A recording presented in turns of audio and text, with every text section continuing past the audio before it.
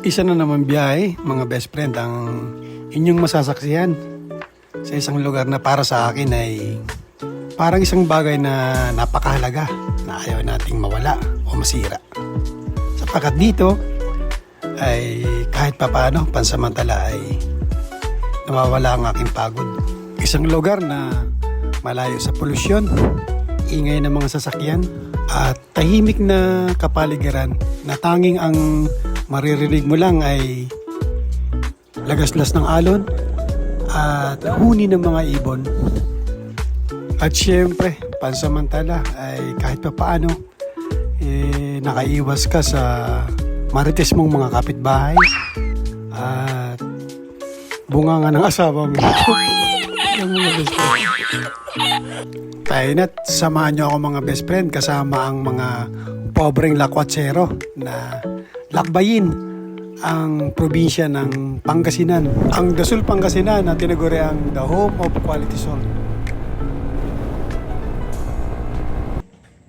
What's up mga best friend? Kasama natin si Boss Chris J. Yo, what's up? At si Boss Joel. Time check, 2:45 in the morning, araw ng Lunes ngayon, April 20. Bali dyan tayo dadaan sa Angat, yung dati natin dinadaanan sa bypass, Cabanatuan, tapos sa Aliaga. Oo, yan sa Aliaga. Yung expressway na dinaanan natin pero alam ko hindi na nakaka-diretso ngayon eh. Sinarahan na nila. Ayun, welcome back mga best friend. Update tayo, andito na tayo sa arko ng Nueva Ecija. Boundary ng San Miguel, Bulacan at Nueva Ecija. Marami dito mga best friend na mga paninda, na mga pasalubong, mga chicharon, mga sukang masasarap. Iba-iba mga pasalubong. Pasensya na kayo mga best friend kasi ito, binoise over na uli natin kasi yung mic ng ating camera nagloko. At ayan na nga, kapapasok lang natin ang arko ng Gapan City. At ito, maganda naman yung daloy ng trapiko dito. Kasi gabi yung biyahe namin na to eh. Pag gabi, may time sa gabi na hindi ganun karami yung mga malalaking sasakyan na dumadaan dyan. At meron din namang oras na bulto talaga yung mga dumadaan ng mga sasakyan dyan. At mag-ingat din nga pala kayo mga best friend kasi pag sa gilid kayo dumaan yung sa may sidewalk at lalong-lalo na kung medyo mahina yung ilaw nyo or wala kayong auxiliary light, marami yung mga lubak na malalalim, baka masaldak lang kayo. Tapos isa pa dyang delikado mga best friend, ayun nga yung mga nadaanan natin, kita nyo naman napakalalaking mga trailer, tin-wheeler, mga nakaparada sa gilid. Mahirap yung makita kung mahina yung ilaw mo. So, ingat lang din tayo palagi mga best friend.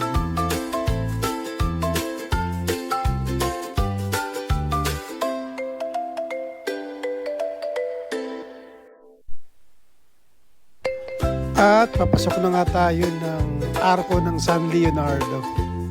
Ito maganda na yung daan dito talaga. At chill ride lang tayo mga best friend. Gusto ko rin kayong maging aware sa lugar na to kasi ayun na nakita natin sobrang ganda ng daan. Sa gilid niyan maraming mga buhangin. So isa rin yun sa napaka-risky sa ating mga magmomotor. Kasi madulas yan eh. So pag ikaw nag full brake dyan, kung hindi naka-ABS yung motor mo, i-slide ka. So isa pa yun sa magiging cause ng ating aksidente. Kaya ingat din tayo palagi mga best friends sa ganyang mga senaryo. Tapos ang isang mahirap pa rito sa part ng kalsada na ito is wala man lang mga street light. Bali magkabila yan, sobrang dilim dyan sa lugar na yan. So isa rin yun sa mahirap, lalo na kung syempre nag-iisa ka. Pero hindi naman siguro ganun kadelikado kasi maharlika highway ito eh. Sobrang daming mga sasakyan na dumadaan dito. At eto nga mga best friend, andito na tayo sa Aliaga. Yan, kung napansin nyo yung culvert na yan, may harang sa kalsada. Nakasya lang yung maliliit na sasakyan. Nilalagay nila yan para hindi makadaan yung mga mabibigat na sasakyan, ganang dump truck, tin-wheeler.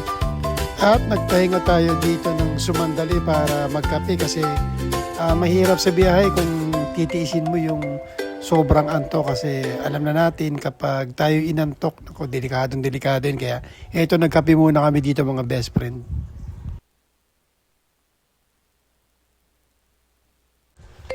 At ayun na nga ni mga best friend, kakanan na tayo dito. Bali, nadaanan na natin yung papasok dun sa may dinaanan natin before, yung expressway CLLX na nakapasok tayo dati. O hindi na tayo nakapasok dun. Kung hindi ka makapasok dun, ito na yung dadaanan mo. Ito yung Aliaga, San Juan. Yan, turo ako ng turo. Kala ko mayroon pang sound yung ating mic, yung pala wala na.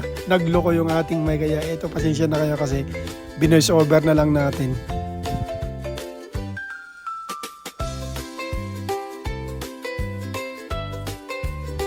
At yan na nga ni mga best friend. Pagkalagpas ng building na yan, ayan, makikita na natin yung exit ng CLLX dito sa Aliaga. Ayan. Yan yung exit niya.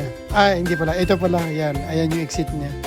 Diyan kami dati pumasok nung pwede pa kaming makapasok yung mga below 400cc na motor, tricycle. Ngayon hindi na pwede.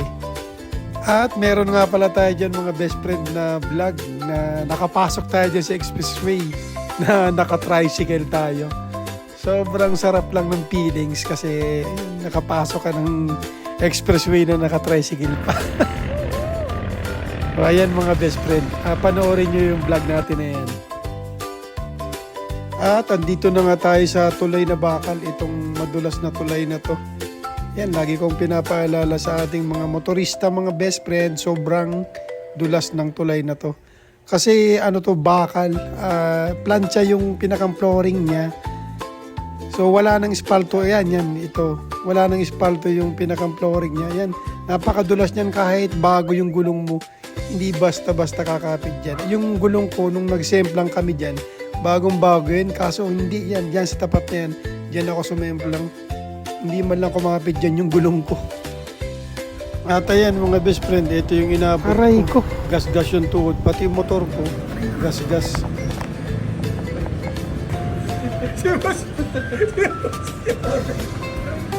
Sakit! Aray ko! Ano mo na?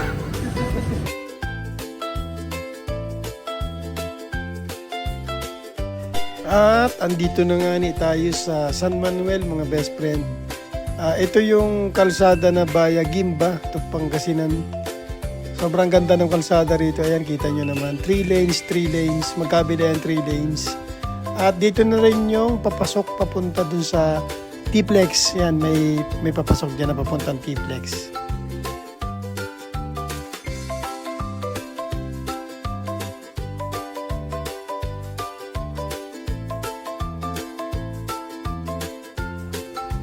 At panay pa rin ang turo ko ng turo dyan.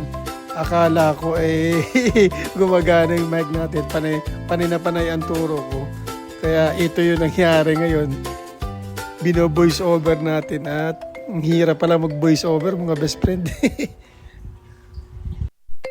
At andito na nga ni tayo sa Carmen. Tapat na tayo ng SM Rosales. At may ginagawang bagong building ata dito kasi may mga crane dito sa katabi ng SM. Pero SM pa rin ata to.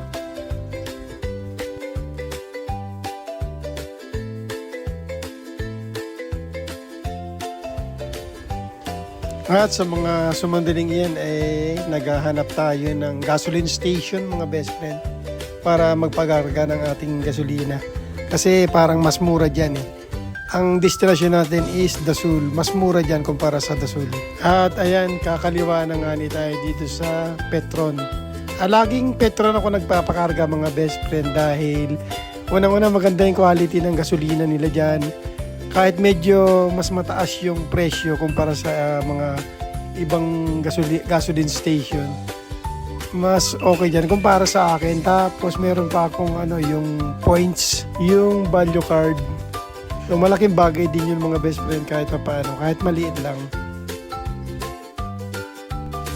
At ayun na nga mga best friend, salamat at gumana na ang ating mic. Hindi na tayo mag-voice over. Dito na tayo mga best friend sa Padilla Bridge. Aba. Tulay na bakal.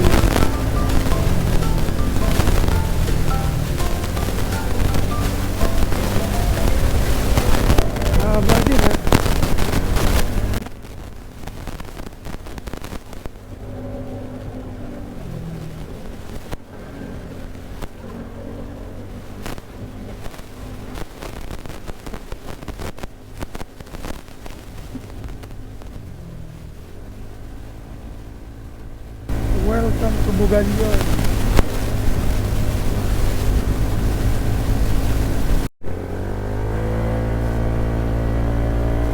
Ito pa isang bridge mga best friend, Bugalyon Bridge. Mahaba rin.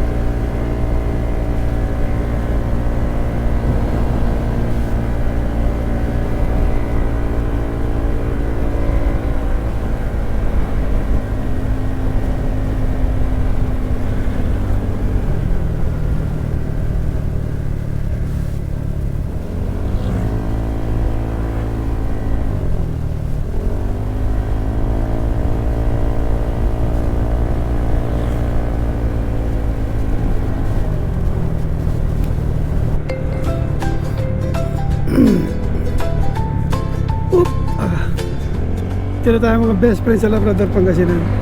Time check, 1:43 ng hapon.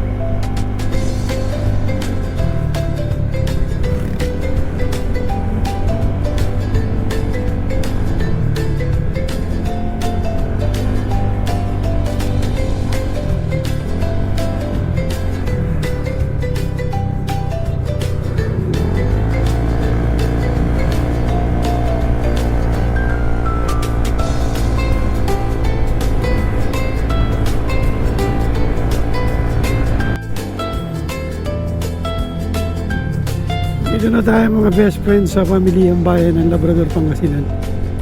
Ito dito kami dati namili. Diyan sa beach diyan.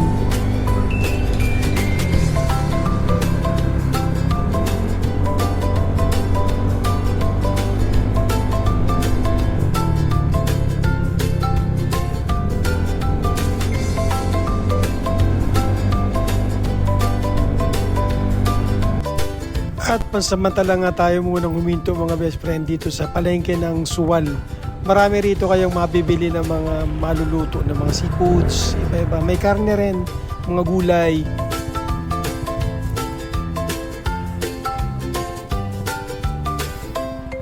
Bili tayo pa, boss.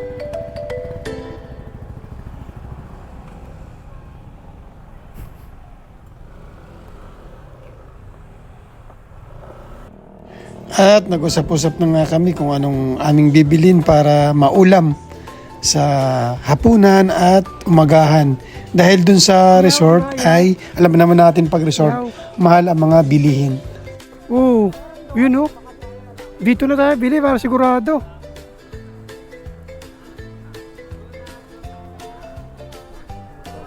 Ha? Ang lalaki ng tuna. Magkano kilo pa rito? 450. Ha? Hindi, yan na. Ulam natin.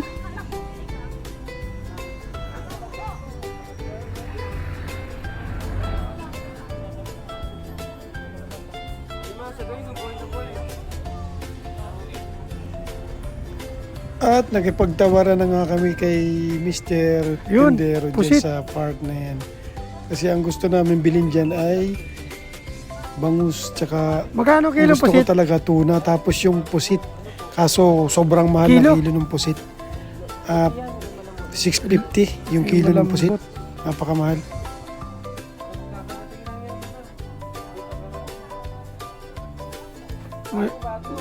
Mas masarap pa dyan tuna, inihaw ano, kisa dun sa pusit.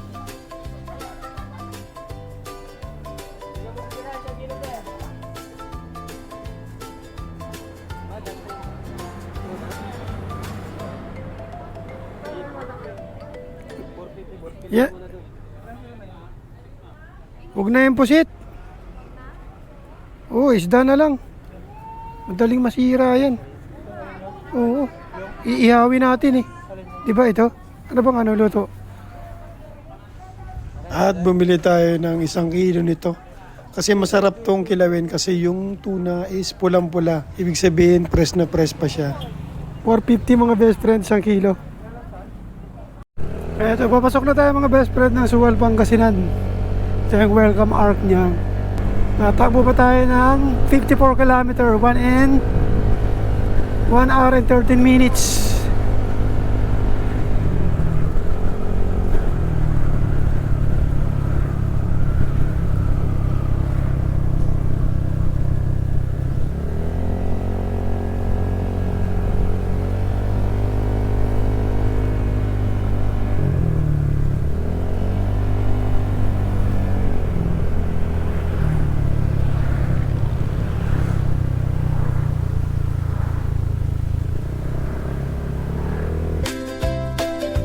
At andito na nga tayo mga best friends sa Zigzag Road ng Suwal, Pangasinan.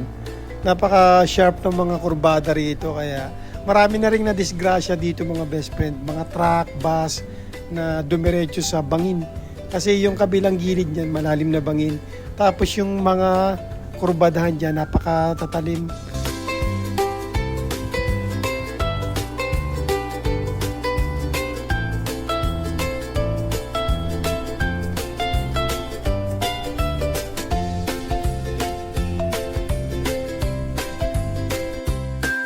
Papasok na tayo mga best friend ng Bani. Dito. Ganda ng kalsada nila dito. May mga solar panel na ano. May mga solar light yung ano, yung kabilang kalsada.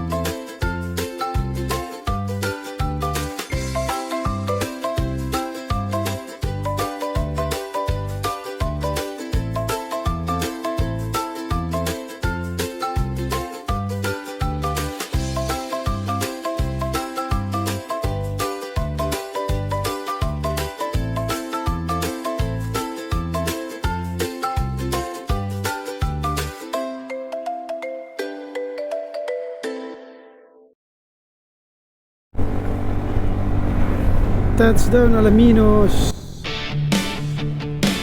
City of 100 Islands. Time check 2:29. Dami siklista oh.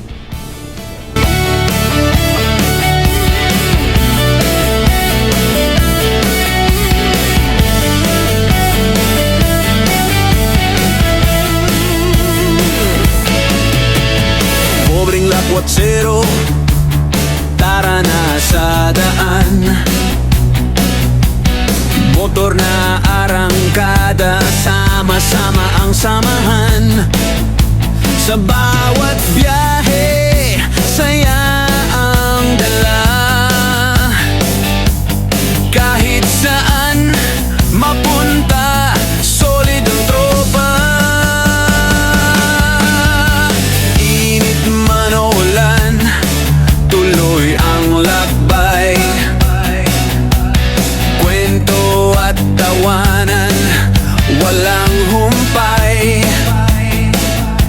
Simple man ang buhay, pero puno ng saya. Pobreng lakwatsero, ang saya ay kakaiba. Pobreng lakwatsero, lakwatsera sa kalsada. Motor ang kasama sa bawat biyahe at gala.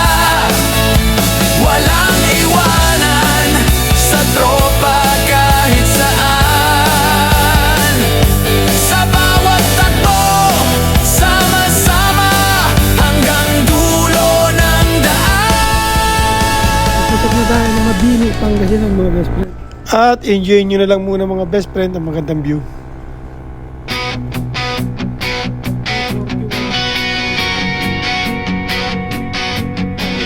Whoa, whoa.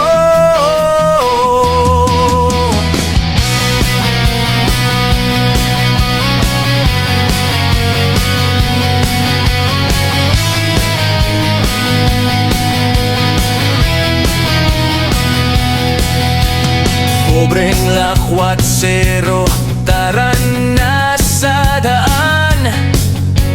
Motor na arangkada, sama-sama ang samahan. Sa bawat biyahe, sayang dala. Kahit saan mapunta, solid ang tropa. Init man o ulan, tuloy ang lakbay. Kwento at tawanan, walang humpay. Simple man ang buhay, pero puno ng saya. Pobreng lakwatsero, ang saya ay kakaiba. Pobreng lakwatsero, lakwatsera sa kalsada.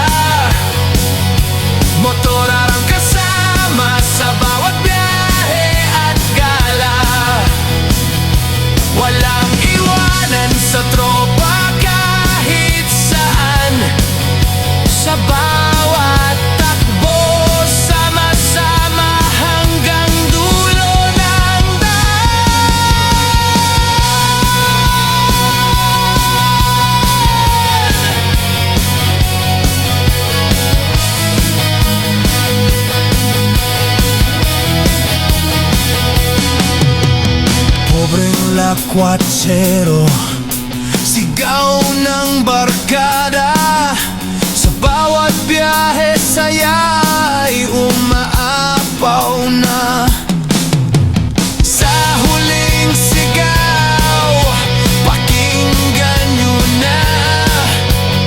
Tolmax TV, panoorin nyo na.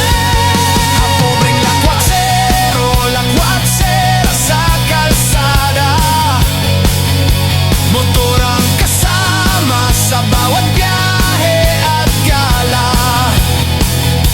Walang iwanan sa tropa kahit saan. Sa bawat takbo, sama-sama hanggang dulo ng daan. Pubing lakwatsero, lakwatsera sa kalsada. Motor ang kasama sa bawat biyahe at gala. Walang iwanan sa tropa kahit saan. Sa bawat takbo, sama-sama hanggang dulo ng daan. Nandito na tayo mga best friends sa Osmeña Point.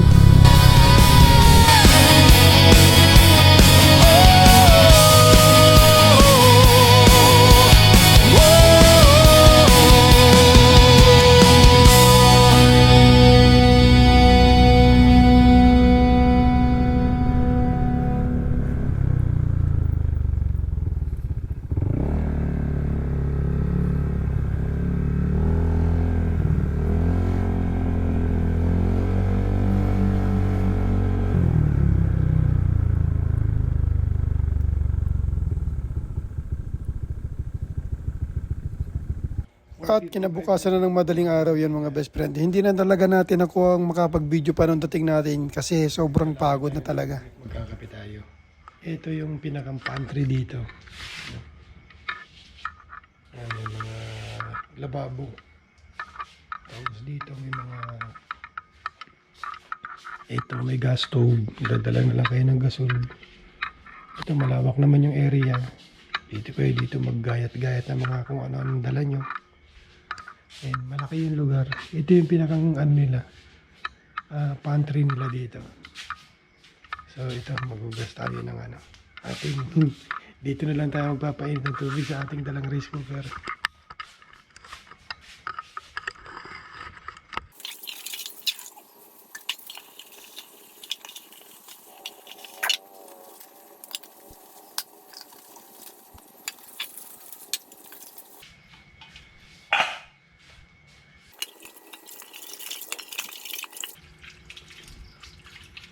Yung tubig lang dito mga best friend, may pagkamaalat. Medyo...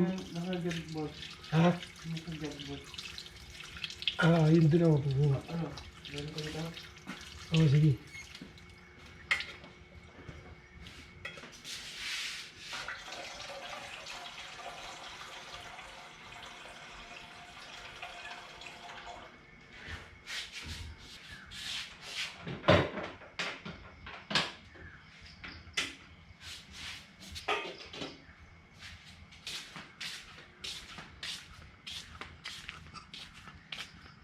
Ito yung maganda rito mga best friend. Oh.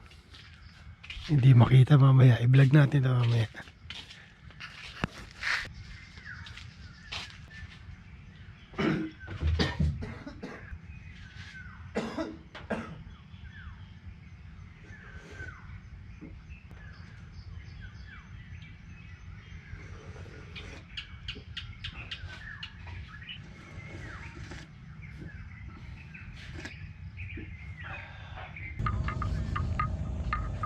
Good morning, mga best friend.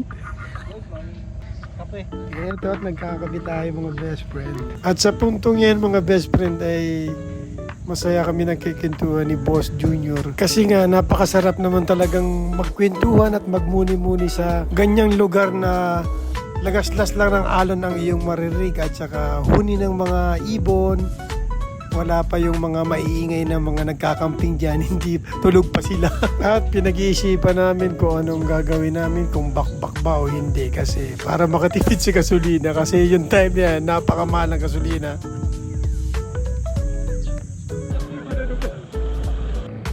It's swimming time ng mga best friend. Perfect time yung oras na yan sa pag-swimming kasi high tide pa lang yung tubig dyan mga best friend. Recommended ko talaga itong mga best friends sa family outing, lalong-lalo na yung may mga bata na kasama. Kasi yung alon diyan, hindi ganun kalaki yung alon. Tapos, wala siyang jellyfish kasi yung jellyfish, napakadelikado yun, lalong-lalo na kapag nadali tayo ng jellyfish na wala tayong damit. At isa pa, yung matalas, yung sea urchin, masakit din yun makadali pag natusok ka sa paa, pwede ka rin lagnatin doon. Pero dyan, wala din mga best friend.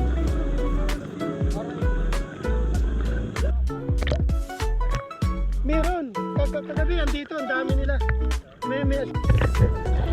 At ayan mga best friend, tinan nyo naman, sobrang linaw ng tubig, talagang feel na feel ko. At sinulit ko na kasi sobrang layo ng biyahe namin dyan.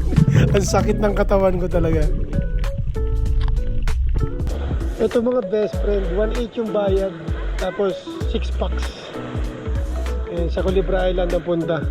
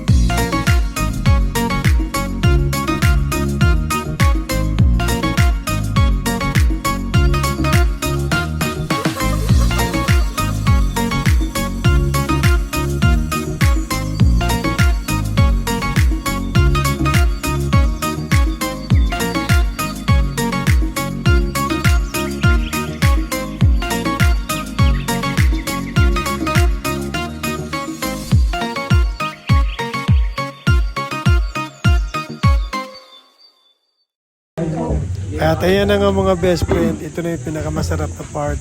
Kakain muna kami bago kami umuwi. Masasarap yung mga niluto nila dyan. May inihaw na bangus, may kilawin na tuna, may talaba, may paksiw na bangus na may kasamang tuna. Basta masarap yung kinain namin dyan. Yung bayad nga pala namin dyan mga best friends sa tinulugan namin, 5 packs is pumapatak ng 1K isang tao. Plus 50 pesos sa entrance fee, individual yon. Tapos 300 kada isang tao. Hindi ko alam kung para saan, nalimutan ko. Tapos pag pupunta kayo dyan mga best friend, huwag niyong kalimutan magdala talaga ng mga kailangan na gaya ng tubig. Kasi yung tubig dyan is 300. 200 yung deposit, yung 100 yung tubig. Kasi medyo pricey talaga dyan sa resort na yan. So, huwag natin kalimutan magdala talaga ng mga importanteng kailangan natin pag mag-outing tayo. Ayun lang. Dito na natin tatapusin ang ating vlog mga best friend. Maraming salamat kung nakaabot kayo sa part ng video na to. Pakisubscribe naman ang ating YouTube channel, Tolmarbs TV. At pakihit na rin ang ating notification bell para updated kayo sa mga gagawin pa natin mga video mga best friend. Salamat!